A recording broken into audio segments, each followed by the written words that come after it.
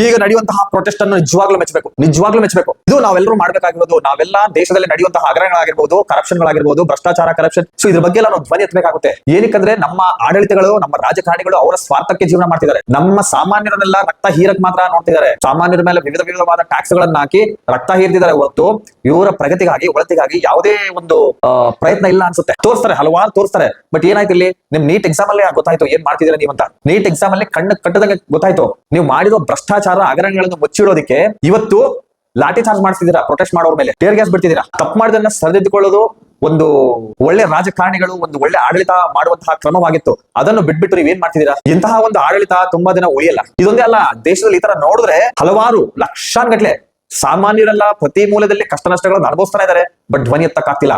ಆ ಧ್ವನಿ ಎತ್ತದಂಗೆ ನಿರ್ವೀರ್ಯರನ್ನಾಗಿ ಮಾಡಿ ಕೂಡಿಸಿದ್ರೆ ಇವತ್ತು ಸಾಮಾನ್ಯರಲ್ಲ. ಬ್ರಿಟಿಷರ ಆಡಳಿತ ನಿಮ್ಮ ಆಡಳಿತಗಳಿಗಿಂತ ಎಷ್ಟೋ ಚೆನ್ನಾಗಿತ್ತು. ಇವತ್ತಿನ ಯಾವುದೇ ರಾಜಕಾರಣಿಗಳು, ರಾಜಕೀಯ ಪಾರ್ಟಿಗಳಾಗಿರ್ಬೋದು, ಇವತ್ತು ಬಂದು ನೀವು ಮಾಡುವಂತಹ ಆಡಳಿತಗಳು ಬ್ರಿಟಿಷರ ಆಡಳಿತಕ್ಕಿಂತ ಎಷ್ಟೋ ದಾರುಣವಾಗಿದ್ದಾವೆ. ಬ್ರಿಟಿಷ್ ಆಡಳಿತದಲ್ಲಿ ಅಟ್ಲೀಸ್ಟ್ ಎಷ್ಟೋ ಸ್ವಾತಂತ್ರ್ಯ ಹೋರಾಟಗಾರರು ಅವರ ಧ್ವನಿ ಎತ್ತಿದ್ರು, ಮಾತಾಡ್ತಿದ್ರು. ಆಗುವಂತಹ ಹಗರಣ ಆಗಿರ್ಬೋದು, ಕರಪ್ಷನ್ ಆಗಿರ್ಬೋದು, ಶೋಷಣೆ ಆಗಿರ್ಬೋದು, ಎಲ್ಲದರ ಬಗ್ಗೆ ಮಾತಾಡ್ತಿದ್ರು. ಇವತ್ತು ಮಾತಾಡುವಂತಹ ಸ್ವೇಚ್ಛೆನೂ ಕೊಟ್ಟಿಲ್ಲ ನೀವು. ನಮ್ಮ ರಾಜ್ಯಾಂಗ ಕೊಡುತ್ತೆ freedom to speech and silent protest expect ಕೊಡುತ್ತೆ ನಮ್ಮ ರಾಜ್ಯಾಂಗ.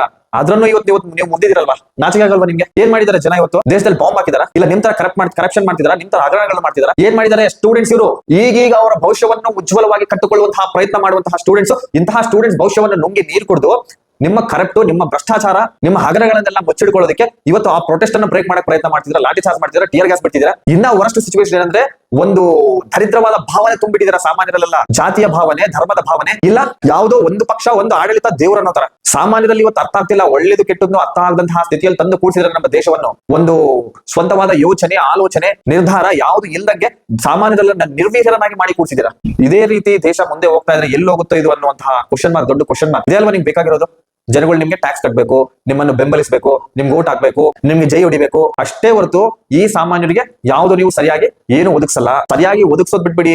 ಇದರಲ್ಲಿ ಮತ್ತೆ ಭ್ರಷ್ಟಾಚಾರಗಳು, ಹಗರಣಗಳು. ಇನ್ನ ನೀಚವಾದ ವಿಷಯ ಏನಂದ್ರೆ ಇಲ್ಲಿ ಇದ್ರ ಬಗ್ಗೆ ಪ್ರಶ್ನಿಸಿದ್ರೆ ಕೊಲೆಗಳಾಗಿರ್ಬಹುದು, ಲಾಠಿ ಚಾರ್ಜ್ ಆಗಿರ್ಬಹುದು, ಇನ್ನೇನಾದ್ರೂ ದೇಶ ದ್ರೋಹಿಗಳು ಅಂತ ಹೆಸರು ಕೊಡೋದಾಗಿರ್ಬಹುದು. ಸಲ್ಯೂಟ್ ನಿಮ್ಮ ಆಡಳಿತಗಳಿಗೆಲ್ಲ. ಇದನ್ನೆಲ್ಲ ಚೇಂಜ್ ಮಾಡ್ಬೇಕು ನಾವೆಲ್ಲ. ಈಗ ಚೇಂಜ್ ಮಾಡುವಂತಹ ಜವಾಬ್ದಾರಿ ಸಾಮಾನ್ಯರಲ್ಲಿದೆ. ಎದ್ದೇಳಿ, ಎಚ್ಚೆತ್ತುಕೊಳ್ಳಿ, ಮುಂದೆ ನಡೆಯೋಣ. ದೇಶದ ಉಜ್ವಲವಾದ ಭವಿಷ್ಯತ್ತು ನಿರ್ಮಾಣ ಮಾಡುವುದು ನಮ್ಮೆಲ್ಲರ ಹಕ್ಕಾಗಿದೆ. ಈಗ ಅವಶ್ಯಕತೆನೂ ಇದೆ ಇಂತಹ ಆಡಳಿತಗಳು, ಇಂತಹ ಭ್ರಷ್ಟಾಚಾರಗಳು, ಇಂತಹ ಶೋಷಣೆಗಳನ್ನ ನೋಡಿದಾಗ.